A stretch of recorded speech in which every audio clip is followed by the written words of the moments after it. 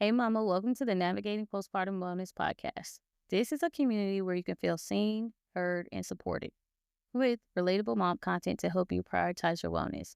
Whether it's managing stress, reducing burnout, or simply finding ways to take care of yourself, this space is for you. Here we focus on making small, manageable steps toward feeling like yourself again without adding more to your plate. I'm your host, Jaree Williams, and I'm so glad you're here. Let's get into this episode. Okay. Hey, mamas, welcome back to Navigating Postpartum Wellness podcast, where we talk about all things motherhood, wellness, and finding balance in the midst of it all. I'm your host, Jaree Williams, and today we're diving into a conversation that I know so many of us need. If you've ever felt like you're drowning in a never ending to do list, struggling to keep up with motherhood, business, and everything in between, this episode is for you, so stay tuned. I'm joined by a special guest, Jheanelle, a wellness systems architect based in Atlanta and the founder of Untangled Minds by Jim. After battling her own overwhelm, especially in motherhood, Jheanelle discovered how to blend data, critical thinking, and strategy to create systems that actually work. Now she helps individuals and organizations simplify the chaos, focus on what truly matters, and avoid burnout. So whether you are a busy mama trying to regain control or an entrepreneur looking to create more ease in your life, grab a cup of tea, get comfy, and let's dive into this conversation. So hey Jheanelle, I'm so excited to have you on the podcast. Can you share a little bit about yourself and what led you to create Untangled Minds by Jim? Yeah. Okay. So a little bit about me. I grew up in New York. My family's Caribbean. And so usually what I saw of motherhood and like life was like, just do it. Just keep pushing forward. And so I have my degree in economics. I have like a lot of different career experience from supply chain management to product management. And in the mix of all of that, of career and life and all of the things, I met a man, got married, had his baby. And it was lovely, it was wonderful, and then, honestly, so I wasn't the girl who, like, knew she wanted to be a mom and, like, dreamt of it and was like, "Oh, this is the kind of mom I'm gonna be." It was very much, for me, like, based on certain prerequisites, and so when I was pregnant, I did a lot of work to figure out, like, what's happening with my pregnant body, like, how's the baby growing? What are all these sensations? Like, what's going on? And then when I had my baby, my daughter, yeah, my life changed. And I realized really quickly that I was going through it. I had postpartum depression really bad. And what I didn't realize until I got out of it was that this mindset of, okay, I'm going to do everything perfectly. My thought process was, yes, I had a baby, but I can still be amazing. So I'm going to do wifehood perfectly, motherhood perfectly, employment perfectly. I'm going to be a star. Very quickly led to my demise. And so, in the midst of all of this, again, life is happening. And so, what led me to create Untangled Minds by Gem was honestly, I figured out some things that worked for myself just based on my experience and the systems that I've navigated and built. And I have a general desire to make things better for people. Like if I've experienced something difficult, I don't want you to have to do the exact same thing. Like I would like to make your path a little bit easier. And so that is kind of the short story of how Untangled Minds came about because I felt like I had some solutions and ideas and just energy around things that could help moms, but also just individuals and again businesses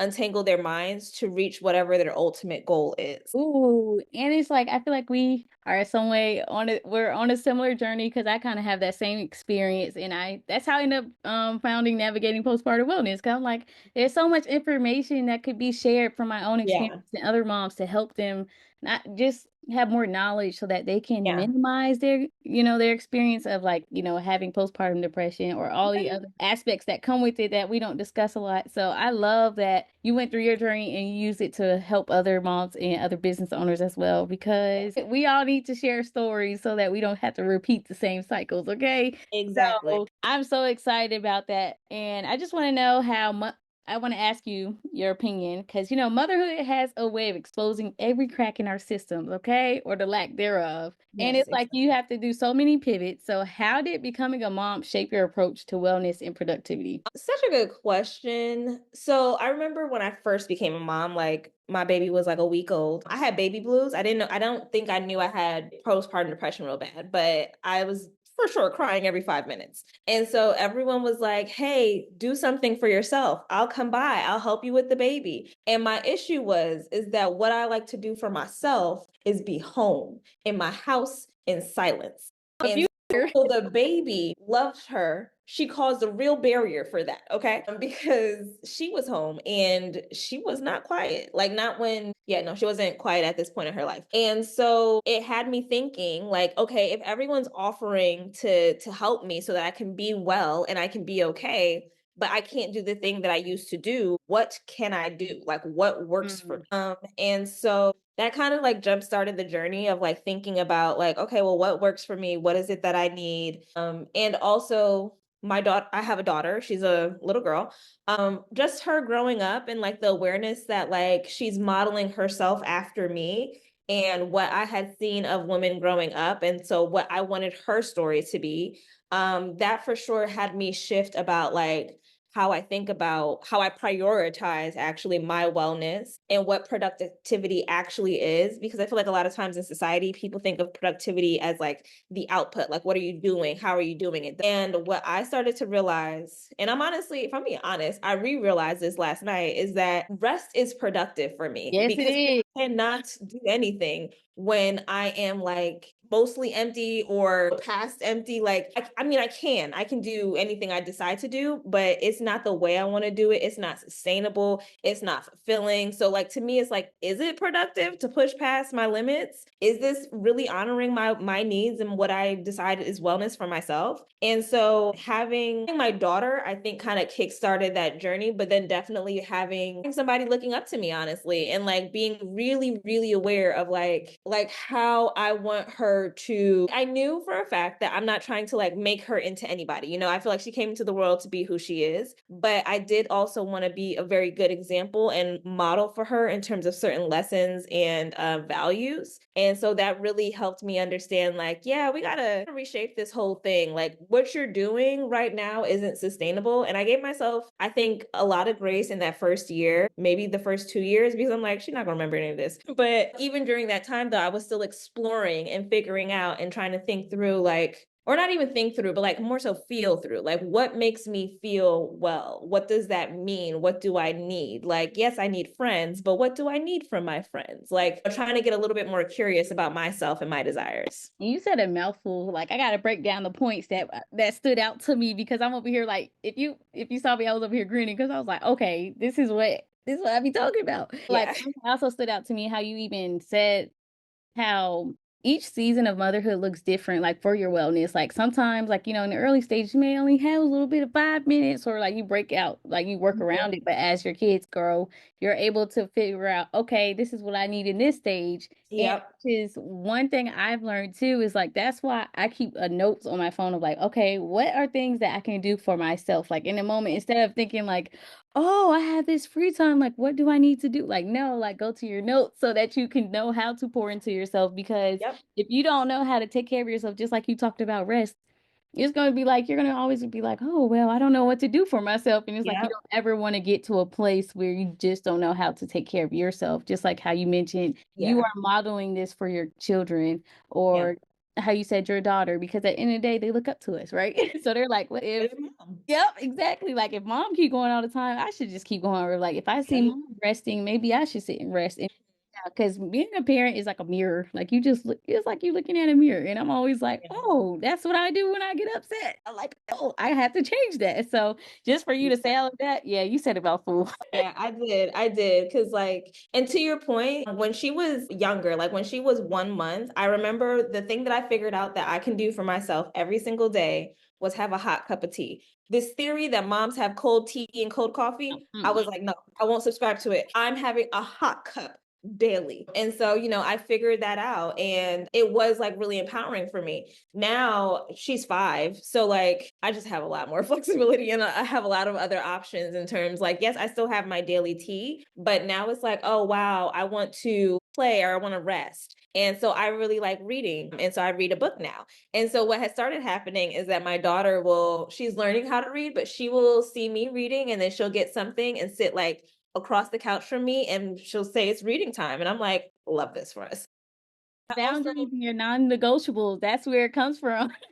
yeah, because listen, because she's a kid, so she wants what she wants, and I totally understand. And for the most part, I do try to meet her needs. Well, I I try to meet all of her needs. But, I'm also trying to keep in mind to myself and to her that I'm a person too. I have needs as well. And so how do we go about balancing that together? Obviously, she is 5, so she's not like the partner of collaboration with this. I am the parent. I have to model this and lead this for her. Yeah, I just think how my thought process about all of it has evolved, and like how I keep track of all the things has evolved. Like you said, you have a notes app. I use Notion to keep track of like all of these things. Like, what do I want to keep track of for my personal wellness? What are the things that always help me? Like, what am I enjoying right now? Like, all these things. I love that. And also too, like for me, because I have a 1 and 3-year-old. So like for me, it looks different too, but it's like being able to set those boundaries. Like even I tell my sons like, okay, mommy needs to sit for a moment and just be. And they're like, okay, let me just let you be and find something.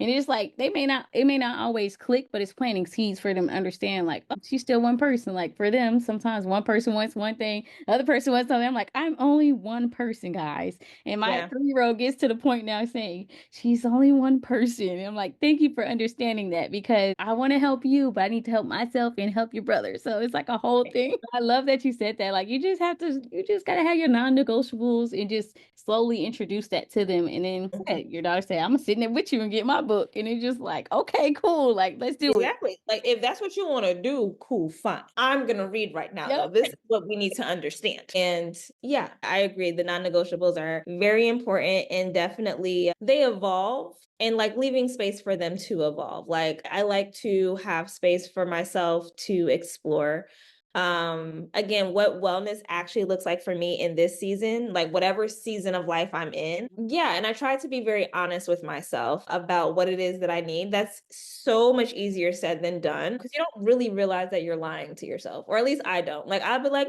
no, this is for sure the truth. You try to hype And yourself up like in the mind, like and then it happens and it's like, no, this is not quite what and so because for me, like, and I guess maybe a lot of other moms, like so many people are impacted by my decisions, like my kid, my husband, my really, really close friends. Like my close friends are like in it with me, And so for me, it's like, okay, so many people are impacted. So I can feel a lot of guilt when I'm not honest with myself because of the impact it will have to others. I do try to ease up on that and tell myself, hey girl, you're just the girl. You just got here as well. But I try to be very honest in terms of like thinking it through and like what do I really need? One, for others, but also for myself, because like I don't like not getting what I need, especially when I have the space and capacity and means to have it. But because I wasn't honest, then I couldn't cultivate that for myself. So again, like that's kind of where a lot of my systems kind of jumped in terms of how do we figure that out? Because I realized for me, I mean, I became a mom and I had a lot of things to keep track of. I had to keep track of when she was peeing, pooping, eating. I said, whoa. And so there were all of these systems for taking care of the baby and like what to do for the baby, but none really for ourselves. And I guess I got curious about what a system that would be sustainable and supportive for me looked like. And then I started making it. yeah, and I love that you even think about how it impacts others because I know for me, I do have guilt sometimes too. Like my friends,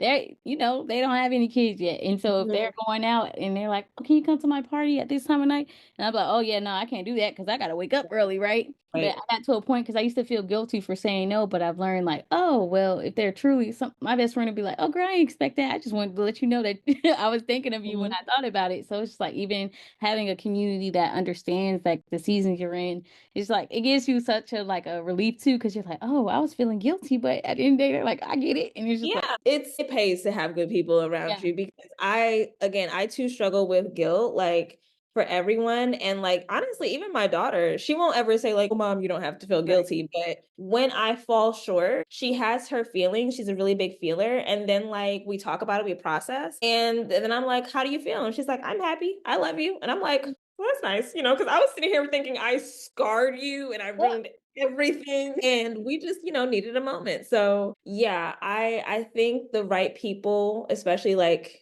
yeah, the right people for you definitely have, it's not even more understanding, but like they just hold you in a different space, in a Yeah. different way that I think aligns to your wellness, your productivity, and like whatever you're trying to accomplish in this life. Yeah, So it's so I try true. to honor And now you describe yourself as a wellness systems architect. What does that mean and how does it apply to the everyday mom?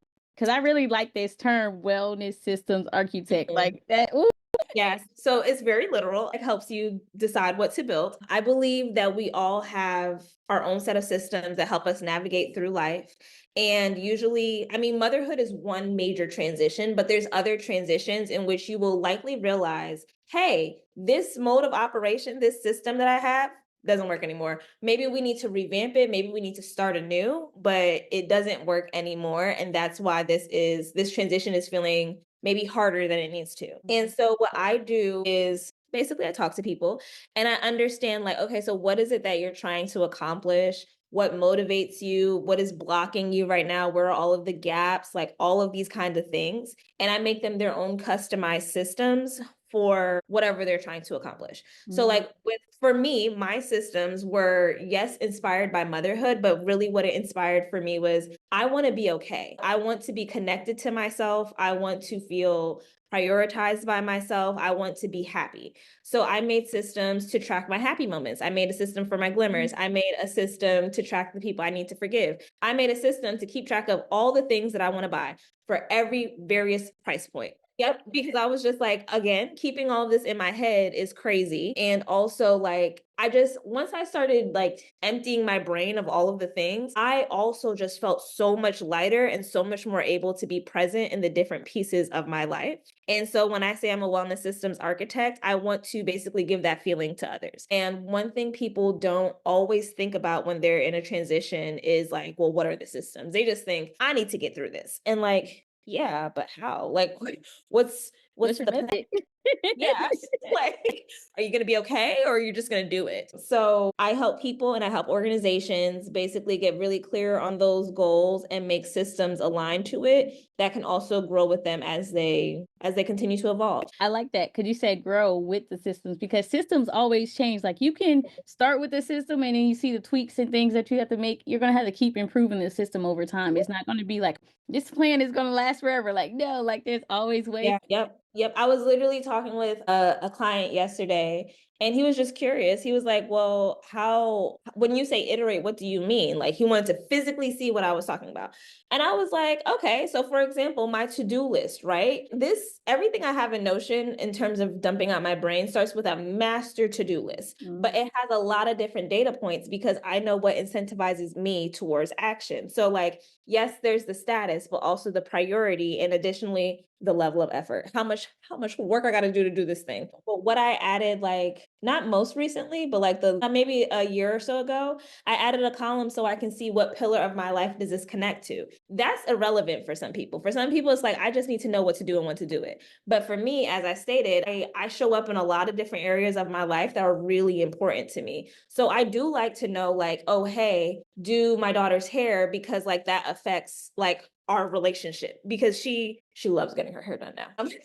so so I like to see that information. And for me, that makes it something more actionable, but also it makes it so that when I'm looking at that specific pillar and like all the things I need to do for my daughter, I can decide like how I'm going to organize, prioritize, all that kind of stuff. But also like another thing that I learned about myself after I started making systems for myself is that a lot of data overwhelms me. So I started making different views for like, oh, this is what we have to do this week. This is what's going on this month. This is how the quarter went. I cannot see 100 rows of data and be like, wow, wonderful. Even if it's like about my emotional state or like how I'm feeling, that's too much for me to process. That's a lot of information. That's not true for everybody. Yeah, when I work with people and work with organizations have a little bit more, I don't want to say rigidity to them, but like they're less about the feelings and more about like, okay, but what prompts you? Yeah. And still valid, but I find that a lot of organizations because I've worked in corporate before, I'm like, you're thinking about the goal and the task, yes, for sure, but you're not thinking about the people and the teams you need to complete this. And that's where this is falling apart. Because if you're telling the IT team to prioritize this mission that their leader said, oh, that's actually number 5 on the list. And like, it's like, if you're not getting a alignment, then you're not going to get the work you want done. That's actually true whether we're talking about a person or a team or a company. Like if it's not aligned, how are you going to do it? Because it's basically going to be very forceful. And while you can do that, are you going to keep using it after? Is this something that actually is helpful? Because I tell people all the time, systems, I can make you a beautiful system. It's my thing. If you're not going to use it, then what's the point? Like if this doesn't help support you in your journey, whatever that journey is, what is the reason for us working together? Now, I mean, if you want to pay me, then still pay me. But like, I do think we should have some, like I think it should be something sustainable and integrated into your overall operating system for yourself and your team, for it to be something that really changes your life and gives you that ease that you're looking for. And also, because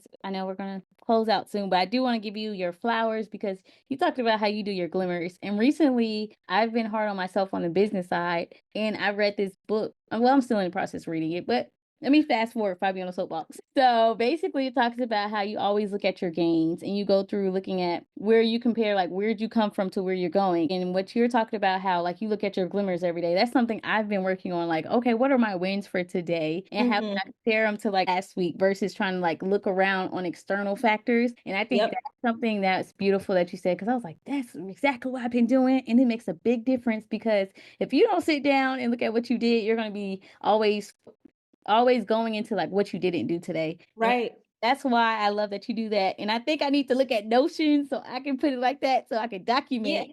Yeah, because like I will say for me, like when I'm on top of my systems and I'm tracking my glimmers, I'm good. Like life is good. I noticed one time I was feeling real sad, real low, and I looked at my glimmers. I was like, well, I hadn't recorded anything for 2 weeks. And I was like, well, honestly, it makes sense then that like I'm this low because nothing in my life had greatly changed. Like none of my circumstances had greatly changed, but what you focus on affects your perspective. Okay. And so choosing like not to focus on the things that bring you closer to alignment, closer to your goal, like I mean, it's going to pull you down. And I think that, again, that's true across the board. So when I say, to answer the overall question, when I say I'm a wellness systems architect, I create systems that will at the end impact your wellness. Like this is supposed to increase your connection to yourself and to your goals and to your life. Two different things. So because I was saying how like productivity and being busy are two different things. And I like that very different things. You hone in on productivity because productivity means you're working towards your actual goal or like what you're supposed to be doing versus busy. You could be all over the place and don't get nothing done. Yeah. And again, like I said, I think in general, my definition of productivity is not just about output. It's also just about what do you need to get to what you want. And so if you need rest, then take a nap. If you need to play, then call a friend. Like, and I like to have those built into or have space for those in my systems. Like I will have in my weekly to-dos to go for a walk. And I'll say that this impacts my personal well-being. And like, this is a high priority and it's only going to take 20 minutes, like fine, 20, weather permitting. So, like I think of it in a larger scope in terms of how do you want to live your life and what do you need to support you in doing so? And I think that can definitely be something that is valuable to the everyday mom, the everyday person, visionaries, leaders, you name it. Like we all are asking ourselves this question in some way, shape, or form and trying to get to the root of what is it that I want from me and how do I get there? Yes. And so if a mom listening right now is feeling completely overwhelmed and doesn't know where to start, what's one simple thing she can do today to bring more ease into her life? One simple thing she can do? Yes, I know. Okay. If she's feeling overwhelmed, I would say dump out your brain. The most simple thing you can do is write out all of the things that are happening in your brain. Like what are these things that you either have to do or you're feeling, whatever have you. And I say start with dumping it out so that you can see it, because then after you can see it, you can categorize it. So you can say like, this to do is actually a low priority. I could put that off for 3 weeks. This one is high priority, due tomorrow. So you can figure out what you need to do. Because I will say, I love a good system. It's amazing. And also life is still going to life. So you still also need a way to figure out like, okay, what all is going on? And also where do I fit into my life? And so I think that's where a brain dump can become very helpful. That's usually how it works for me is I dump everything out. And some weeks it's like I'm putting myself first. So I put my things there and then I dump out. Other weeks it's like, what are all the things? Where can I fit myself in? But regardless, I'm going to make sure I have time. I need to be okay.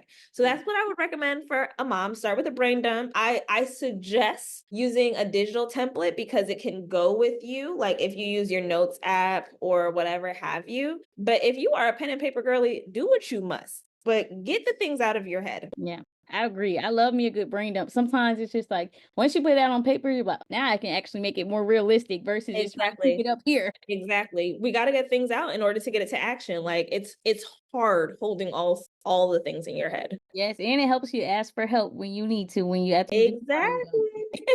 Exactly. Because that's another part of my systems. Like the things that I'm like, oh, this is a really heavy lift. And I haven't, like, it's been on my list for 2 months. I'm like, I might got to ask somebody Yep. to help me Yep. get And then these you're done. like, well, at least I know what I need now. Exactly. And so when people say, oh, how can I support you? Actually, this Yep. Let me pull right up my here. brain dump. Exactly. And to close it out, where can our listeners connect with you, learn more about your work, and get support from Untangled Minds by Jim?